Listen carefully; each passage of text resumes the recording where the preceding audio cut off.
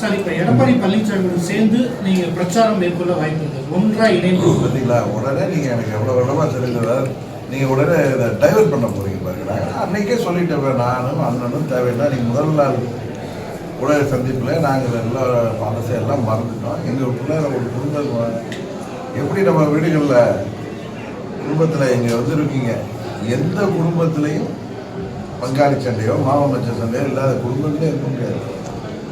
அப்போ நீங்கள் என்ன பேசுனீங்க, நான் என்ன பேசுனேன்லாம் திரும்ப திரும்ப பேசுறதில்ல. ஏதோ ஒரு முக்கியமாக அந்த குடும்பங்களுக்கு ஒரு பிரச்சனை வரப்பையோ, இல்லை அந்த குடும்பத்தில் ஒரு முக்கியமான ஒரு மரணம் நினைக்கிறப்பையோ, இல்லை கல்யாணத்திலே எல்லாம் ஒன்று நான் எங்கள் வீட்டு குடும்பத்தில் உள்ள பிரச்சனையை நான் மனது விட்டு சொன்னேன்.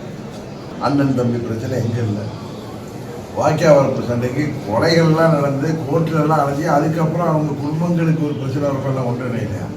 அப்போ அவர்கள் பேசிக்கொள்ளாததா பக்கத்து வீட்டுக்காரரோட இருக்கிற பிரச்சனைகளை தெருவே ரெண்டு பேர் அளவுக்கு சண்டைகள் வரும். அதுபோல் நாங்கள்லாம் அம்மா வளர்த்த பிள்ளைகள், அம்மாவின் தொண்டர்கள், ஒரே குடும்பமாக அம்மா அவர்கள் எங்களை கட்டி காத்தவர்கள். எங்களுக்குள் பிரச்சனை இருந்தது உண்மை, உங்களுக்கு தெரியும். எனக்கு தீங்கு ஏற்பட்டது என்கிற கருத்துக்காக எல்லோரும் திரண்டு வந்து 8 ஆண்டுகளாக போராடினோம். இதில் என்ன பலன்னு பார்த்தீங்கன்னா, 2000 நாங்கள் பிரிந்து போராடியதுனால 19 பாராளுமன்ற தேர்தலில் திமுக வெற்றி பெற்று, 21 சட்டமன்ற பொதுத் தேர்தலில் திமுக ஆட்சிக்கு வந்தது. 24 பிரிந்து கிடந்ததால் திமுக அதை வெற்றி பெற்றது.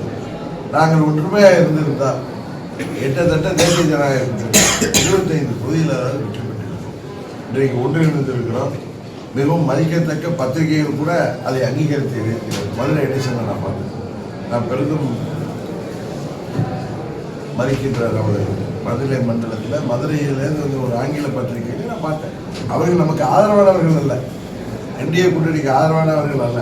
இருந்தாலும் இன்றைக்கு இங்கே பிஜேபியை சொல்லி கூச்சாண்டி காட்டுகிறார். சிறுபான்மை மக்களை பாதுகாவதற்கு ஏமாற்று. அவர்கள் வந்து எத்தனையோ இஸ்லாமிய சகோதரர்கள் சிறையில் வாழ்வர்கள் தேர்தல் வாக்கில் சொன்னது கூட அவர்கள் சிறுபான்மையினருக்கும் வேண்டியவர்கள் அல்ல, பெரும்பான்மையினருக்கும் வேண்டியவர்கள் அல்ல. அவங்க குடும்பத்துக்கு மாத்திரம், அவங்க குடும்பத்தில் எல்லாரும் முருகனை எவ்வளவு ஊழல் சுமை இருக்குன்னு எல்லாருக்கும் தெரியும். அதை விட்டு அவர்கள் மாற்றட்டுகிறார்கள். கண்ணாடி மாளிகையில் இருந்து கல்லறிகிறார்கள். உறுதியாக அவர்களை இந்த முறை அம்மா மக்கள் முன்னேற்ற கழகம் அவர்களை ஆட்சிக்கு முடிவு கொண்டு வர வேண்டும். மீண்டும் தமிழ்நாட்டில் அம்மாவின் ஆட்சி வர வேண்டும்.